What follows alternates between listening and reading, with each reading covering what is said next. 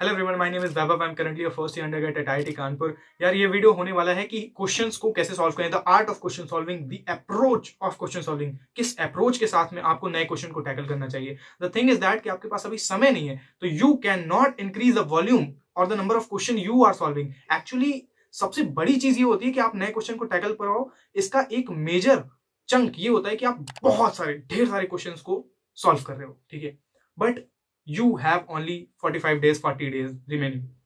तो एक नए क्वेश्चन को एक बेहतरीन तरीके से कैसे टैकल कर सकते हैं। काफी लोगों ने कमेंट किया from past 3 days। I am getting a lot of comments, a lot of queries कि हमने वो चैप्टर पढ़ रखा है, हमने उसका कॉन्सेप्ट कर रखा है, बट हम जब पेपर में जाते हैं, मॉक टेस्ट देने जाते हैं, तो हमसे क्वेश्चन नहीं बनते। एक नया क्वेश्चन आ जाता है और अल्टीमेटली हम फंस जाते हैं, हम नहीं कर पाते उसको, फिर हमें बहुत ज्यादा रिग्रेट हो रहा होता है। तो क्या अप्रोच होनी चाहिए जिससे कि आप बेस्ट पॉसिबल अपने अंदर से जो बेस्ट है वो निकाल सकते हो। अब देखो, क्वेश्चन तो यार टफ बना ही जा सकते हैं। आपको फर्स्ट क्लास का क्वेश्चन में इतना टफ दे सकता हूं, आप 2 घंटे में नहीं कर पाओगे।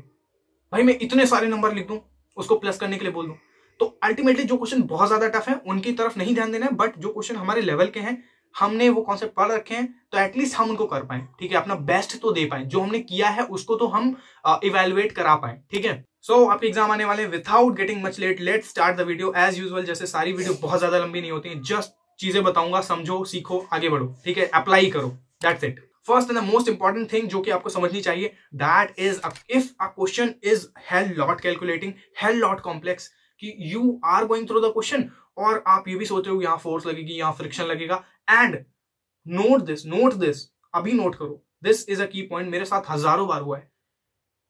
कई बार क्या होता है कि आपने बहुत एक अच्छे लेवल पर एक चैप्टर कर लिया है, जहां मान लो रोटेशन हो गया, इलेक्ट्रोस्टैटिक्स हो गया, व्हाटएवर, मैं हर बार इलेक्ट्रोस्टैटिक्स लेता हूं, ठीक है, कोई भी एक चैप्टर है, ठीक है, आपने उसको बहुत अच्छे लेवल के क्वेश्चन कर रखे हैं, बट आप मॉक में जाते हो तो हो सकता है वो कॉन्सेप्ट है ना, मे बी द क्वेश्चन जो कि आपसे पूछा जा रहा है मॉक में वो उतना टफ नहीं है। सिंस आपने ब्रेन को बहुत ही अच्छे लेवल पे ट्यून कर रखा है, आपने बहुत सारे क्वेश्चन कर रखे हैं एक पर्टिकुलर चैप्टर के और थोड़ा अच्छे लेवल के भी कर रखे हैं, तो आपका ब्रेन उसी तरीके से सोचता है। तो हो सकता है कि आप मॉक पेपर में देने जा रहे हो एंड उसमें जो क्वेश्चन उस चैप्टर का आया है वो शायद उस लेवल का ना हो, वो कुछ इजी कॉन्सेप्ट पे बेस्ड हो, इजी क्वेश्चन हो, बट आप अल्टीमेटली क्या सोच रहे हो, ये भी होगा, ये भी होगा। एंड नोट दिस कि when a contradicting factor comes, कि ये चीज इस क्वेश्चन में गलत दी है या ये इंफॉर्मेशन नहीं, अगर ये इंफॉर्मेशन होती तो ये क्वेश्चन बन सकता था, अदरवाइज ये क्वेश्चन नहीं है। भाई उस समय छोड़ो वो सारी चीजें, लुक बैक द क्वेश्चन और फिर से उसको पढ़ो एक बार। तुम गलत सोच रहे हो, वो क्वेश्चन उस तरीके से फ्रेम नहीं किया गया जिससे तुम सोच रहे हो, जिस कॉम्प्लेक्सिटी के साथ। जब भी आपको ऐसा लगे क्वेश्चन में कुछ गलत है या क्वेश्चन गलत है, एक बार जरूर ट्राई दो। मैथ्स के क्वेश्चन में, फिजिक्स के क्वेश्चन में, केमिस्ट्री का मैं नहीं बताता, हो जाते हैं गलत, बट मैथ्स एंड फिजिक्स में ये आपको नोट करना है कि when contradicting factor comes, go back to the question, read it and फिर से सोचो। Moving on to the next thing, that is write down all the information which is given in the question, which is stated in the question, so that you will be able to best organize that thing। क्यों? क्योंकि कई बार क्या होता है कि if question is there and JEE mains और JEE advance ऐसे exam हैं जिनमें थोड़ा हायर चीजें पूछी जाती हैं। 11-12 का सिलेबस होता है बट थोड़ा सा टफ लेवल पे हो रहा होता है। तो द थिंग इज दैट कि आपने मान लीजिए क्वेश्चन पढ़ लिया, वो 4-5 लाइन का, अल्टीमेटली 6 लाइन का क्वेश्चन है, मैथ्स में बहुत होता है, फिजिक्स में बहुत होता है, एंड आपने वो चीजें पढ़ ली। फिर आप सोच रहे हो तुरंत कि फाइनल आपने पकड़ा कि मुझे ये निकालना है, आप सोच रहे हो मैं ये कैसे निकाल सकता हूँ, अच्छा, ऐसे सोच रहे हो। तो उसमें दिक्कत ये आती है कि आपका जो ब्रेन है, देखो, एक पर्टिकुलर पॉइंट से दूसरे पॉइंट तक पहुंचने के 2 तरीके हो सकते हैं, कई तरीके हो सकते हैं, कई मेथड्स हो सकते हैं।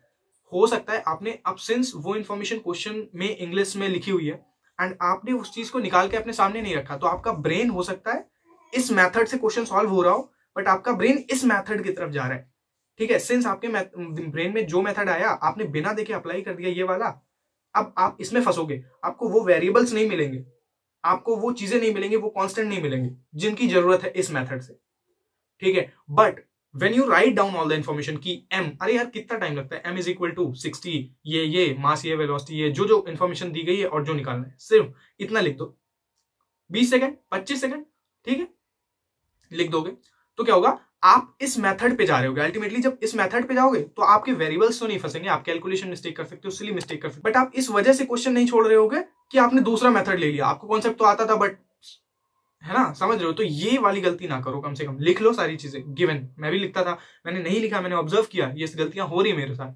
अल्टीमेटली अपने गलतियों से ही तो सीख रहे हो ना यार। Now moving on to the third thing, that is reverse engineering. आपने काफी बार ये चीजें सुनी होंगी। देखो ये मेथड सही नहीं है क्योंकि हमारा ब्रेन इसके लिए ट्यून नहीं है, बट होता क्या है कि if you are solving question और अगर आपसे हो रहे हैं तो वेल एंड गुड, बट कई क्वेश्चन फंस जाते हैं, अप्रोच नहीं समझ में आ रहा है, तो आपको क्या करना है, एक बार पलटो, ठीक है, लास्ट थिंग पकड़ो, क्वेश्चन की शुरुआत से मत चलो, क्वेश्चन की बैकवर्ड में जाओ, मुझे क्या निकालना है अल्टीमेटली, ठीक है। अब ये निकालने के कितने तरीके हो सकते हैं, पीछे गए, ठीक है, इतने तरीके हो सकते हैं, इसमें से किस तरीके में मुझे वेरिएबल्स एंड कांस्टेंट मिल रहे हैं, इधर आए, इस तरीके से आपको, मतलब सबसे लास्ट वाली इंफॉर्मेशन, फिर उससे पहले वाले स्टेप क्या हो सकते थे, उसमें से इस क्वेश्चन के अनुसार क्या स्टेप्स होने चाहिए, ठीक है। तो इस तरीके से प्रोसीड करने पर कई बार सोल्यूशन मिल जाते हैं, कई बार नहीं मिलते हैं, बट हमें क्या चाहिए, मिल जाए तो बहुत अच्छा है, नहीं मिल रहा है तो वैसे भी नहीं हो रहा था क्वेश्चन, ठीक है, तो ट्राई जरूर करो। देखो कई लोग बोल रहे होंगे कि these are very simple method, इनसे कुछ नहीं हो रहा है। देखो यार कुछ नहीं हो रहा है तो ये मेथड्स क्यों हैं, ठीक है, मैं हर बार बहुत ज्यादा क्लियर होता हूं अपने रीजनिंग पे, क्यों ऐसे मेथड्स हैं। And the next thing in the list is ignorance. It means that कि जेई सिलेबस में, इवन एडवांस के सिलेबस में 95 से 99% क्वेश्चंस में जो कि प्योर फ्रिक्शन बेस्ड नहीं है, प्योर एयर रेजिस्टेंस बेस्ड नहीं है, प्योर ड्रैग बेस्ड नहीं है, उनमें वो कॉन्सेप्ट बहुत ही कम लग रहे होते हैं, बहुत ज्यादा। और मेंस के लिए तो बिल्कुल ही, मतलब एवरी कंडीशंस में not friction, not air resistance कभी कभी नहीं दिया होता है, चीजें थोड़ा कॉम्प्लेक्स करके, थोड़ा घुमा के लिखी होती है।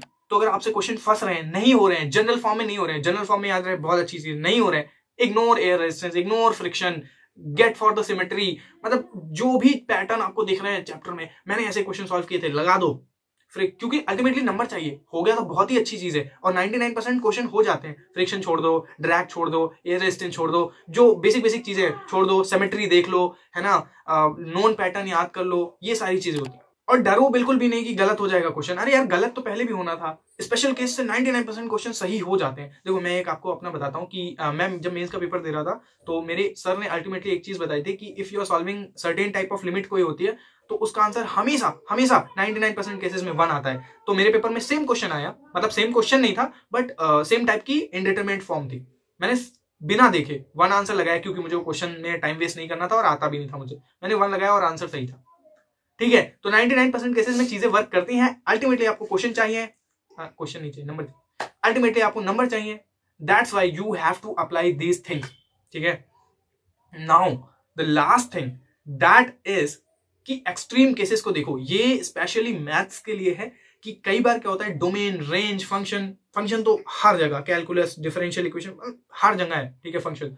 तो कई बार क्या होता है कि you are solving limit solve कर रहे हो, डिटरमिनेट फॉर्म निकाल रहे हो, इनडिटरमिनेट फॉर्म निकाल रहे हो, व्हाटएवर, ठीक है। कई बार आपको दिखेगा कि एक्सट्रीम वैल्यूज पे चेक कर लो, इन्फिनिटी पे चेक कर लिया, 0 पे चेक कर लिया, -इन्फिनिटी पे चेक कर लिया, इससे आपको वैल्यू क्लियर हो रही होती है, ठीक है। तो ये सारी लूप होल्स, ये सारी चीजें देखो करके, ठीक है, क्योंकि अल्टीमेटली अभी आप अपने मॉक्स दे रहे हो, आप देखोगे कि मॉक्स में वो चीजें काम कर रही हैं, then you can apply those things in exam also, ठीक है। अल्टीमेटली आपको नंबर चाहिए, मैं हर बार 3-4 बार ये चीजें बोल चुका हूं। नहीं वर्क कर रही है, ठीक है, हो सकता है ना वर्क करे, नहीं कर रही है कोई बात नहीं, वो तो क्वेश्चन वैसे भी जाना था, वो तो क्वेश्चन नहीं हो रहा था, बट ये चीजें मैंने ऑब्जर्व की हैं कि ऐसे पैटर्न्स होते हैं, ऐसी चीजें होती हैं, तो you should try these things, है ना। जैसे कई बार क्या होता है, मैंने एक बार मैं क्वेश्चन कर रहा था, मैंने 10 मिनट वेस्ट कर दिए थे, इंटीग्रेशन का क्वेश्चन था, कुछ तो मॉड लॉग एक्स ऐसा कुछ करके था, एंड सिर्फ मॉड लॉग एक्स नहीं था, कुछ और था, ठीक है, उसके साथ, but I was wasting a lot of time, मतलब 10 मिनट मैंने वेस्ट कर दिया था उस पर और मुझसे सॉल्व नहीं हो रहा था, बहुत सारे पेज भी बर्बाद कर दिया और फिर फेडअप हो गया था।